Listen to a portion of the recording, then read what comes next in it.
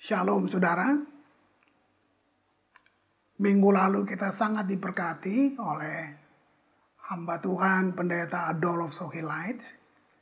Ada dua hal penting yang saya perlu tegaskan kembali apa yang dikatakan oleh Pendeta Adolf Sohilait, yaitu jangan ambil keputusan berdasarkan mayoritas suara terbanyak.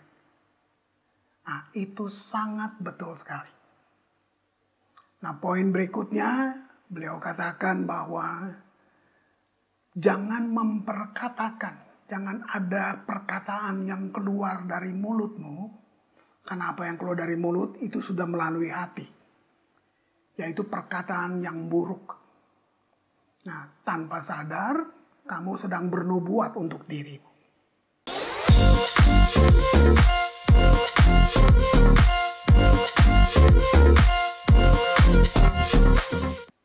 Nah, hari ini saya menyambungnya, mempertebalnya dengan judul fokuskan dirimu pada apa yang dari Tuhan. Itu mesti satu keputusan yang radikal untuk melakukan itu. Fokuskan dirimu pada apa yang dari Tuhan. Salah satu yang saya mau sampaikan tentang fokus itu adalah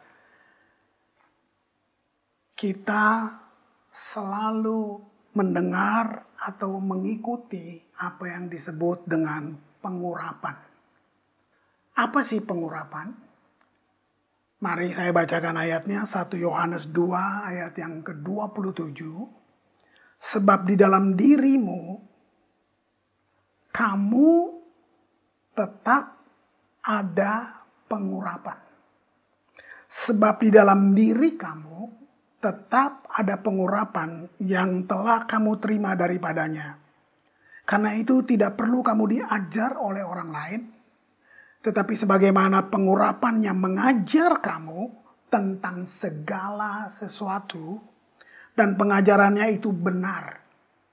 Tidak ada dusta, dan sebagaimana ia dahulu telah mengajar kamu, demikian hendaknya kamu tetap tinggal di dalam Dia. Nah, sekarang saya jelasin dulu pengurapan. Sekali lagi, saya baca terjemahan The Passion, dibilang gini, tetapi urapan yang indah yang telah kami terima dari Allah, dibilang gini, jauh lebih besar daripada penipuan mereka. Dan sekarang tinggal di dalam kamu. Nah, jadi pengurapan itu ada di dalam kamu. Lalu dia katakan gini, siapapun tidak perlu terus mengajar kamu. Urapannya, ya besar ya, urapannya mengajarkan kepada semua yang perlu kamu ketahui. Jadi urapan itu guru. Karena pengurapan itu akan membawa ke dalam kebenaran, bukan kepalsuan. Jadi seperti pengurapan itu telah mengajarmu, tinggallah di dalam Dia. Nah, pengurapan itu apa sih? Sebutan. Nah, Tuhan kita namanya Yesus Kristus. Yesus artinya Tuhan. Kristus artinya yang diurapi. Jadi yang diterangkan dengan ayat ini bahwa Dia pribadi itu ada di dalam kamu. Yang diurapi ada di dalam kamu. Dia mengajar kamu dan pengajarannya benar. Gitu. Jadi fokus pada pengurapan bukan berarti saya selalu minta urapan. Karena Yesus sudah ada di dalam saya. Tapi fokus pada kesadaran bahwa pengurapan itu selalu bersama kamu. Nah, arti nama Kristus seperti saya bilang tadi, yang diurapi. Itu sebabnya saya nggak berdoa minta pengurapan. Sebab Dia di dalam saya. Tapi yang saya buat, saya bersyukur atas pengurapannya. Nah, yang harus menjadi tindakan kita sebagai orang percaya adalah usir semua tipuan setan yang datang ke dalam hatimu, yang berusaha masuk ke dalam kamu untuk mengambil apa yang sudah kamu punya, yang sudah menjadi hak kamu. Itu yang harus kita buat. Itu tindakan aktif kita. Ya, usir dia. Ya, dia mau mencuri, membunuh, membinasakan dengan berbagai cara. 2 Korintus 1 ayat yang ke-20. Sebab Kristus adalah ya bagi semua janji Allah. Saya ulangi, sebab Kristus adalah ya bagi semua janji Allah. Itulah sebabnya oleh Dia kita mengatakan amin untuk memuliakan Allah. Ada satu yang indah dan cukup menarik di sini, kata amin. Ternyata itu bukan sebutan. Amin itu kalau diterjemahkan, dijelaskan gini, ya demikian sesungguhnya, itu amin. Tidak berubah, itu kuat sekali. Tapi amin itu, saudara, siapa amin itu? Mari lihat Wahyu 3 ayat 14. Dan tuliskanlah kepada malaikat jemaat di Laodikia. Inilah firman dari amin. Saya ulangi. Tuliskanlah kepada malaikat jemaat di Laodikia. Inilah firman dari amin. Saksi yang setia dan benar. Permulaan dari ciptaan Allah. Berarti salah satu nama Yesus adalah amin. Nah, jadi waktu saudara bilang amin, itu teguh. Itu tidak bisa goyang.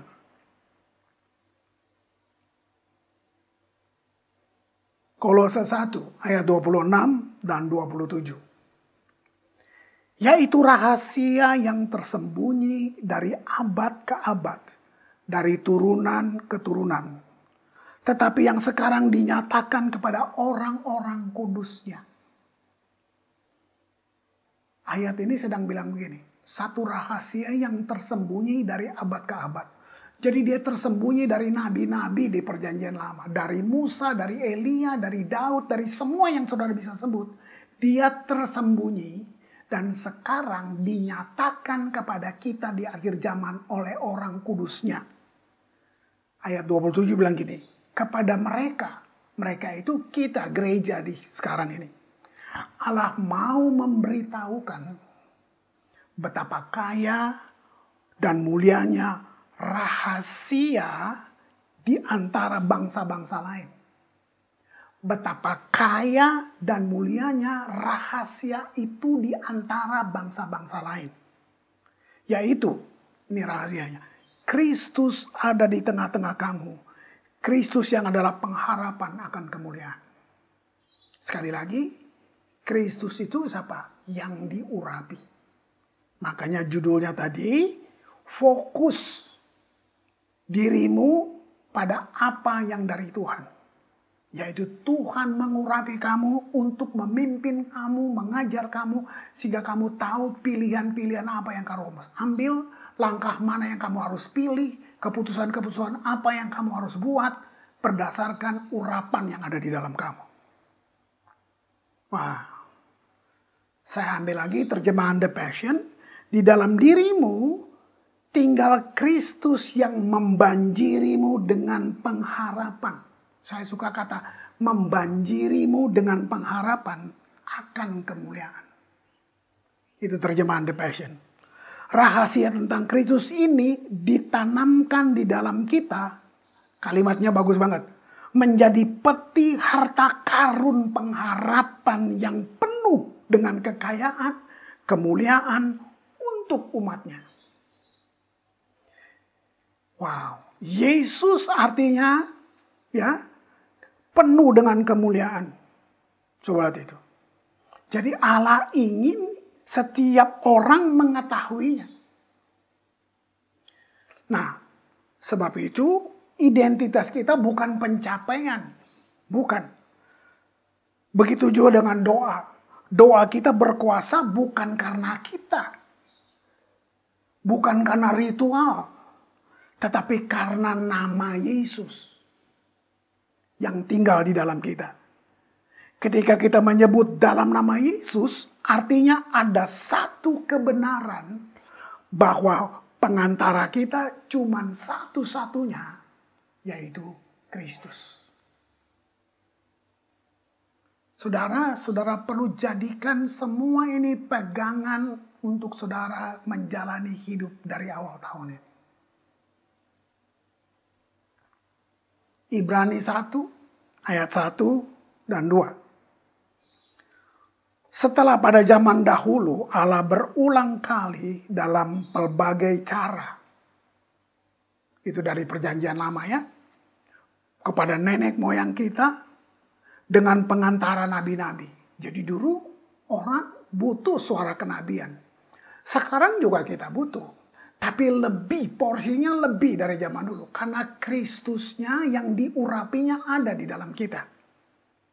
Maka pada zaman akhir ini, ayat kedua, Ibrani 1 ayat 2, Ia telah berbicara kepada kita dengan perantaraan anaknya, Yesus Kristus itu.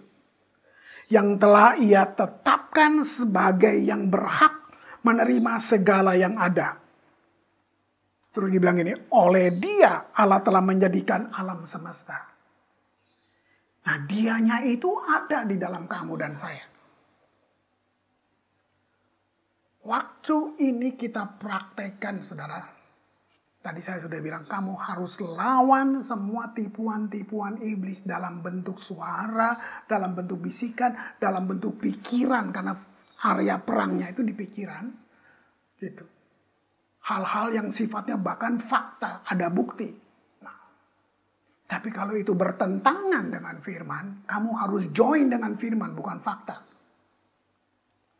Nah, Roma 8 ayat 33. Siapa yang akan menggugat orang-orang pilihan Allah? Paulus adalah pribadi yang berpindah dari pemahaman-pemahaman, pengajaran-pengajaran Farisi, perjanjian lama, kepada Yesus Kristus. Dia menulis ini, siapakah yang akan menggugat orang-orang pilihan Allah? Yang membenarkan mereka? Siapakah yang akan menghukum mereka? Kristus Yesus yang telah mati, bahkan lebih lagi, yang telah bangkit, yang duduk di sebelah kanan Allah, yang malah menjadi pembela bagi kita.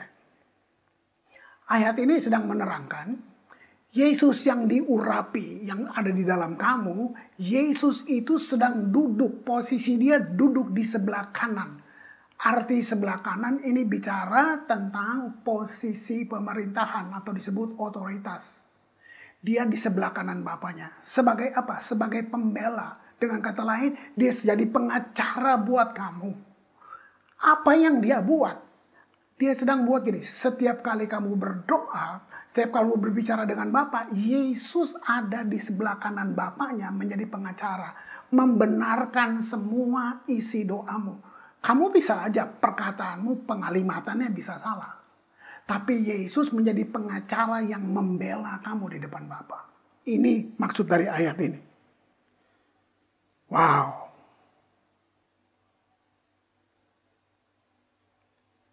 Mundur ke ayat 31 Roma 8 itu. Sebab itu, apakah yang akan kita katakan tentang semuanya itu? Jika Allah di pihak kita, siapakah yang akan melawan kita? Saudara, bagi saya bersyukur dalam hidup saya kenal Yesus. Karena dia satu-satunya juru selamat yang bukan dalam bentuk zat, dalam bentuk yang lain. Dia bentuknya seperti kita, satu pribadi. Dan posisi dia di sebelah kanan Bapa hanya untuk menjadi pengacara, pembela untuk saya. Dan untuk saudara yang percaya kepada dia. Itu sebabnya Paulus bilang, siapa yang bisa melawan kita? Apakah yang akan kita katakan tentang semua itu? Jika Allah di pihak kita, siapa yang dapat melawan kita?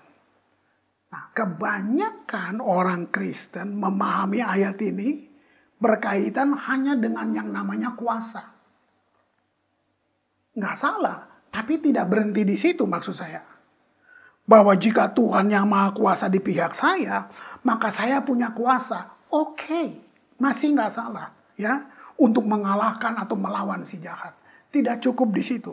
Tapi ayat ini sangat kaya artinya. Saya mau kita semua mengerti bahwa ayat ini berbicara tentang penerimaan Tuhan akan diri saudara dan saya. Jika Allah di pihak kita, artinya Allah tetap di sebelah kita. Sekalipun kita mengalami kejatuhan, Dia tetap mengambil posisi di sebelah kita, bukan berseberangan. Sekalipun kita sedang melakukan kesalahan, maka siapakah yang bisa melawan kita? Itu maksud Paulus. Karena Dia tidak berseberangan, Dia tetap di sebelah kita. Entah itu penghukuman, kesengsaraan, intimidasi atas nama Tuhan, tidak bisa masuk untuk mencuri saudara. Iblis pakai itu untuk mengalahkan saudara. Jadi jaminan penerimaan Tuhan akan diri kita, ini menjadi kekuatan terbesar untuk kita melawan tipu daya dosa yang berusaha menang atas kehidupan ini. Pegang semua ajaran ini saudara. Renungkan dalam-dalam. Roma 8 ayat 37 dan 38. Tetapi dalam semuanya ini, kita lebih daripada orang-orang yang menang. Oleh Dia yang telah mengasihi kita. Perhatikan kata telah. Telah artinya sudah. Dia sudah lakukan itu 2000 tahun yang lalu. Telah mengasihi kita. Ayat 38. Sebab aku yakin. Saya mau saudara juga harus yakin sama seperti Paulus. Sebab aku yakin bahwa baik maut maupun hidup, baik malaikat-malaikat maupun pemerintah-pemerintah, baik yang ada sekarang maupun yang akan datang. Gitu. Lihat itu. Para pemenang artinya gini, memiliki kemenangan. Setelah menang, dia punya hak untuk mengambil jarahan perang. Tapi di luar Yesus, orang-orang yang menang itu masih berjuang untuk mengambil jarahannya. Nah, ayat ini sedang bilang yang perang Yesus. Kita cuma terima kemenangannya. Berarti jarahannya kita juga terima tanpa harus berjuang. Yesus berperang dan memenangkan pertempuran itu. Lihat itu. Wow. Ini melingkupi semua area dalam hidup kita. Saudara menang terhadap kematian. Saudara menang terhadap kehidupan. Yang sekarang dan apapun yang akan pernah ada nanti. Ini satu jaminan yang luar biasa. Bahwa tidak ada yang bisa menghentikan Kristus untuk mengasihi kita. Saya pertebal lagi, saya ulang lagi apa yang dikatakan Pendeta Adolf Sohilait kemarin.